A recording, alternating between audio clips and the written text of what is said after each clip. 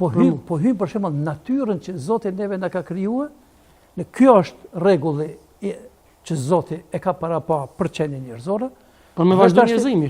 Dhe tash ti detyrohesh për shembull të heshtësh. E këtu tash po na fyn neve Islamin tonë. Ti po do të thonë që Albini po i ndihmon edhe është mbrapa tyne? Unë nuk dyshoj. Personalisht nuk dyshoj. Me pas fakte, unë ndoshta në Kosovë s'kam çka i bëj. Po ndoshta lypi drejtësi në Strasburg dhe në Hag. Pse po beson që Albini është mbrapa tyre? Po përderisa nuk nxjerr ndonjë dekret ose ndonjë ligj për me ndalue ai që fyn qohët në mëngjes edhe ja shalon muslimanve me ke qa ka.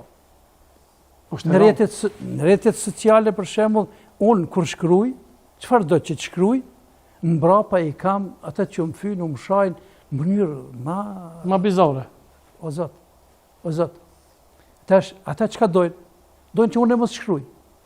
Po unë do të shkruaj. Ata le shaj.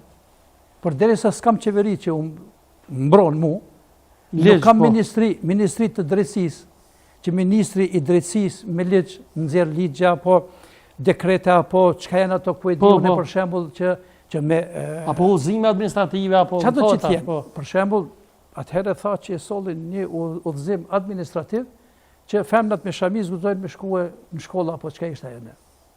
Me udhëzim. Ai udhëzim për shembull nuk u hoq kurrë. Me një udhëzim. Sille ti ndoshta sot që 2 vjet ne s'kemi qeveri. Edhe për mua është e rëndë. Si është e mundur në këtë krizë globale, botnore, ku bota po vlon. Ne jemi brenda luftës së tretë botnore, ne që 2 vjet s'kemi qeveri.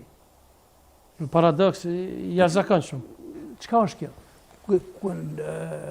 Kujt i shërben kjo? Për mua i shërben vetëm Beogradit edhe Athinës, kur kujt tjetër. Do të kitja e mollë për Hoxhën, pajtona plotësisht. Hoxh, a dolmi pak te që thash edhe më herët të tefsirit, të shpjegimi ajeteve kuranore. Na, domethënë, më herët debati që ke para një jave, e ka përmend Luigi surja El Kehf, që flet për punën e Dhulkarneit. Unë e di nëse zgaboj që ti ke shkruar edhe një libër për lekën tënd të madh, Aleksandrin e Madh, ke përmend ti në libër.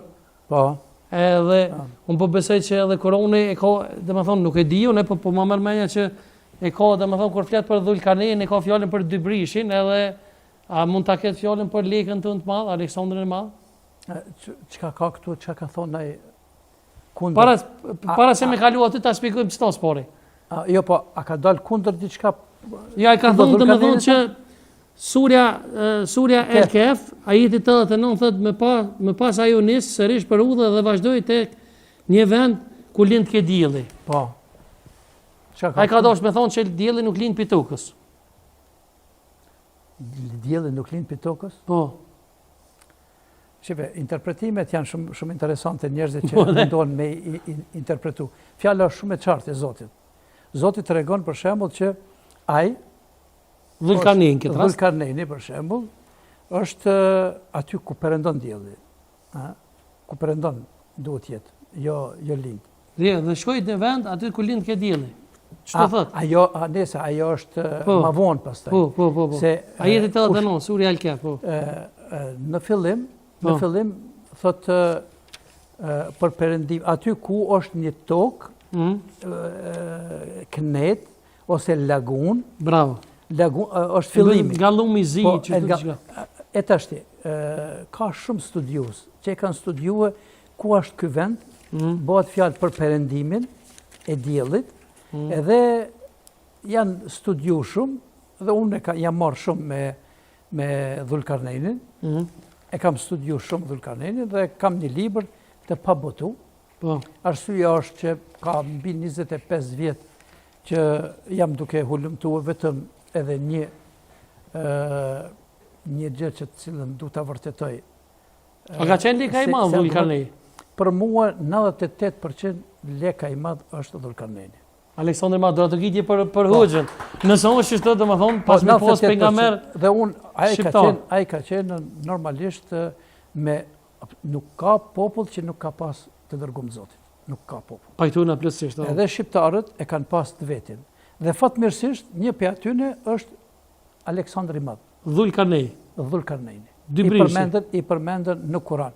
Edhe unë e kam gjetën një pare, flori, Aleksandrin e Madh me kuronën dy brishi. Është Aleksandri, shkruan me dy brina. E ka pushtu botën. Qështë litet Kur'an, po. Qështë thot Kurani. Po. Edhe ndështë mundet me të majtën një ligjerat. Një ligjerat. 2 orë minimumin e din për Dhulkarneinin e për Aleksandrin. Por të them që për mua nuk ka dyshim. Dhe tash, lindja, a i shkon, thot, në një vend në cilin a i shkon. Dhe më thonë Aleksandri, ka shkuar në një vend të cilin lindja nuk kishte mbules. Qa do me thonë lindja nuk kishte mbules? Dielli nuk kishte mbules. Po lindja e diellit, po dhe? Po lindja e diellit nuk kishte mbules. Kush e mbulon diellin? E mbulon hije i ban lisi. Hije i ban, e mbulon. Për shemë unë e hi në lis, mbulohem prej diellit, mos me mëran kokë. Po dhe? Ose ndërtoj një shtëpi, po, që mbulohem prej diellit, që mos me mëra. E vërtet? Po.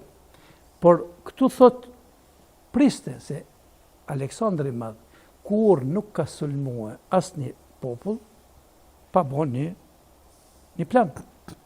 Edhe i kam mbledhën generale dhe zakonisht në mbrëmje e ka bo planin për në mëngjes me sulmu.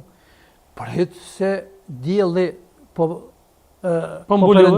përëndon dielli, nuk po përëndon, prit s'ka.